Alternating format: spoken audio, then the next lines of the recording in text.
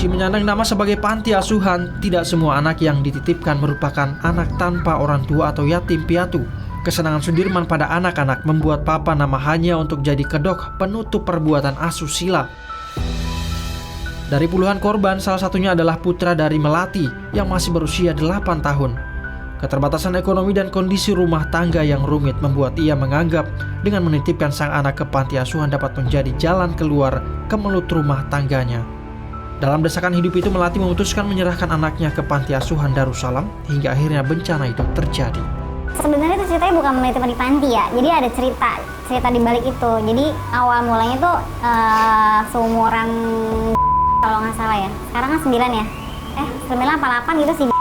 Lagi nggak bisa dikontrol, lagi main sama teman-temannya, lagi nggak mau sekolah, lagi nggak mau belajar, nggak mau mandi, nggak mau makan, pokoknya main aja. Tuh awal mulanya tuh. Terus tuntutan ekonomi, suami saya kerjanya pokoknya lagi ada masalah di kantor. Akhirnya kita berantem masalah keuangan lah gitu, ya rumah tangga wajar kan. Akhirnya kita berantem, anak jadi nggak ke kontrol, nggak ke cover gitu loh, anak jadi main aja gitu. Karena kita berantem sibuk sama urusan rumah tangga kita, terus anak jadi kayak anak banyak kan, lagi hektik banget. Akhirnya anak jadi bebas gitu kan. Terus anak juga nggak dengar kita berantem mulu nih gitu. Cerita lah saya sama omnya suami saya, kayak ngadu nih gimana sih ponakannya gitu kan. Akhirnya si omnya suami punya ide, tuh gue ada itu tuh tempat ngaji, di situ bagus tuh, ntar anak lo jadi ustadz, kata dia gitu. Ya kita kan dia bilang begitu, ya kita percaya dong, namanya juga tetele ngaji kan, ya mungkin emang tempat ngaji gitu, nggak bilang panti awalnya. Habis itu langsung lah dibawa ke situ. Katanya sih di situ coba nanti dilihat dulu sama si ustadznya tuh, si Dirman itu. Dilihat dulu anaknya, katanya diapain lah, pokoknya dilihat dulu nih anaknya pantas nggak di sini gitu, ngomongnya gitu awal mulanya tuh. Jadi kayak apa maksudnya, kenapa ya, mungkin emang dipilih-pilih apa gimana, nggak ngerti lah, pokoknya bahasanya gitu tuh awal. Oh ya udah, akhirnya dibolehin tuh si terus besoknya si dibawa. Ayahnya juga nggak yang langsung ayahnya juga langsung kayak ngeliat kok panti gitu. Cerita sama saya pas malamnya, kan dibawanya pagi tuh, ini panti asuhan. Saya sempat kayak nggak mau gitu, kok panti sih gitu. Udah sama om percaya aja lah gitu, ada dia yang megang gitu.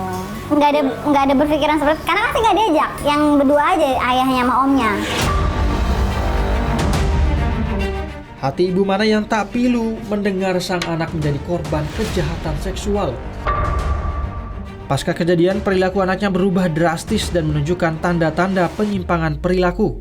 Bahkan putra kesayangannya itu meniru tindakan yang pernah dialaminya terhadap adik perempuannya yang masih kecil. Sempat dulu waktu baru berapa dari Dinsos, kan masih dipantau sama PPA ya, kita kan masih dipegang sama PPA. Nah ituin adenya, yang cewek. Jadi ini cerita adenya ya, perempuan itu.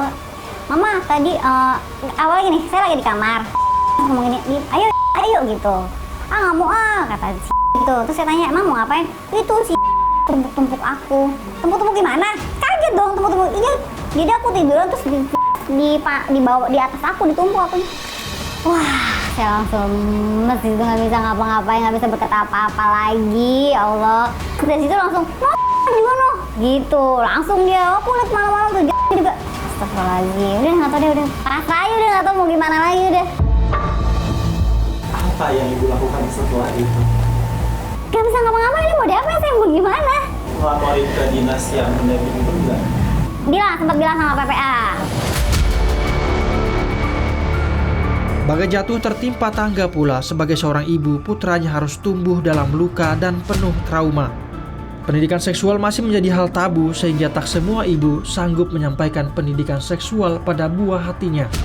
Dibilang ngerti apa enggaknya sih, ya ngerti, cuman nggak terlalu tahu gimana cara kasih tau ke anaknya gitu loh.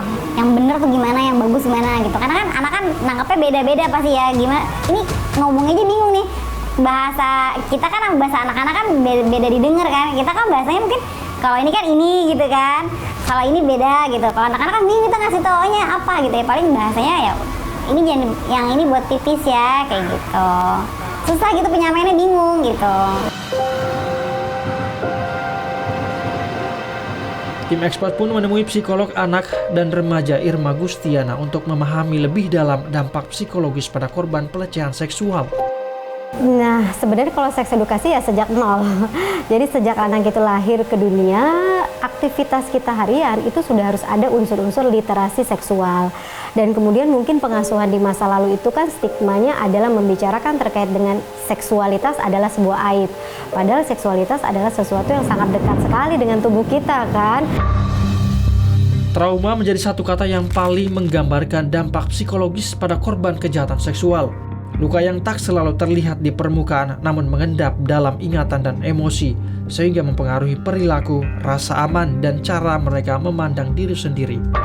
Trauma sudah pasti ya, karena saya sendiri di dalam kegiatan setting klinis ya, untuk mereka yang pernah mengalami kasus kejahatan secara seksual, pelecehan, kekerasan seksual, itu membutuhkan waktu yang amat sangat lama sekali untuk pemulihan.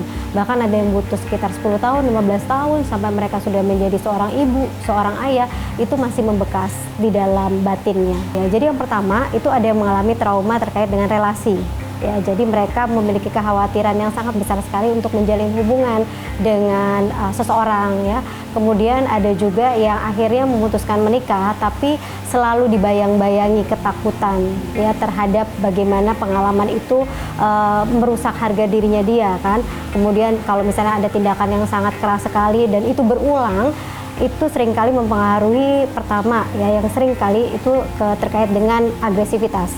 Jadi secara kemampuan pengelolaan emosinya sangat terbatas sekali dan mereka gampang sekali terprovokasi terhadap sebuah situasi yang bahkan mungkin adalah situasi yang mungkin ringan, remeh gitu ya di dalam lingkup keluarga. Itu mereka bisa sangat frontal, sangat agresif sekali kepada anaknya atau juga kepada pasangan.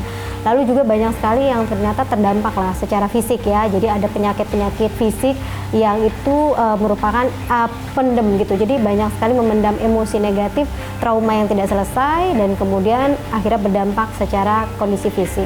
Nah itu banyak sih. Dari sisi regulasi menjadi tanda tanya besar bagaimana melindungi anak dari kejahatan seksual.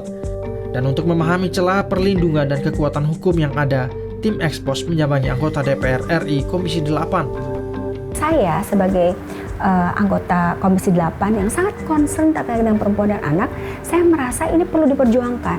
Kita tahu kita punya Undang-Undang TPKS. Undang-undang ini sebetulnya sudah disahkan di tahun 2022 lalu. Apa yang terjadi? Ternyata tidak semua paham, tidak semua tahu. Bahkan mereka menganggap bahwa, aduh masa sih kayak gitu aja harus lapor gitu ya. Nah maka ini penting sekali untuk kejadian-kejadian ini jadikan momentum kita bersama untuk kemudian kita fokus bagaimana mencari solusi. Undang-undangnya sudah ada ya, undang-undang ini ternyata luas sekali. Tidak hanya untuk urusan kekerasan fisik dan juga yang paling penting adalah mental ternyata. Jadi psikis juga penting, catcalling aja masuk kok di sini gitu ya. Terus kemudian tidak boleh dong ada upaya damai di Undang-Undang TPKS ini gitu ya. Jadi kalau dulu kan ya udahlah tahu sama tahu udah amankan dengan cara apa gitu. Sekarang tidak bisa seperti itu. Terus munculnya kasus menjadi semakin mengaburkan kepercayaan masyarakat akan rasa aman pada hukum yang ada. Adanya korban memunculkan korban lain dan memicu mata rantai kelam tak berkesudahan. Kita sekarang sedang berjuang untuk kemudian masyarakat percaya ya kepada institusi publik, pada layanan publik. Tapi oknum-oknum ini nih yang membuat rusak semuanya. Contoh seperti kejadian di institusi keagamaan. Banyak pesantren-pesantren ya yang juga terjadi hal seperti itu. Kita tahu dulu zaman dulu di Bandung ada Heri lah, kemudian sekarang di Jombang lah, kemudian di NTB lah, di mana-mana. Itu apa yang terjadi? Seolah-olah jadi semua, ya kan? Jadi kita takut nih, aduh takut nih menyekolahkan anak ke pesantren. Nah, tidak seperti itu sesungguhnya. Nah, oleh karena memang ini betul-betul tidak bisa sendirian. Kita harus bersama-sama berkolaborasi dengan semua pihak karena melindungi itu tidak hanya urusan terkait dengan hukum saja, tapi bagaimana secara komprehensif, secara keseluruhan terkait dengan budayanya, terkait dengan kesiapan masyarakatnya, terkait dengan edukasi dan lain sebagainya seperti itu. Ironisnya para korban masih segan dan enggan melapor karena para pelaku dianggap lebih memiliki kuasa. seringkali menjadikan pelaku lebih mudah memanfaatkan relasi kuasa untuk mengintimidasi dan menekan korban dengan dalih agama. Banyak sekali, itulah kenapa mungkin yang kita tahu sekarang setelah kejadiannya dari tahun 2022 ada juga kasus yang sudah sampai 20 orang baru muncul, itu kan ada pembungkaman terselubung saya kira gitu. Sampai ada yang katanya harus bersumpah di atas nama Allah gitu ya, supaya dia tidak melapor. Ada yang sampai seperti itu.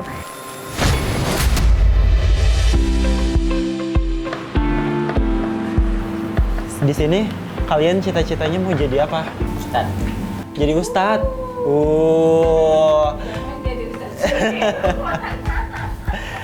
Kalau cita-citanya jadi ustadz, kenapa jadi ustadz? Bisa berbagi ilmu. Amin. Jimin jadi apa cita-citanya? Di polisi. Tor monitor ketua.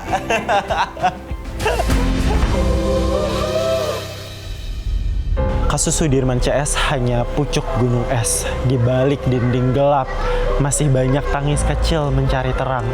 Hari ini, besok, jangan ada lagi luka yang sama.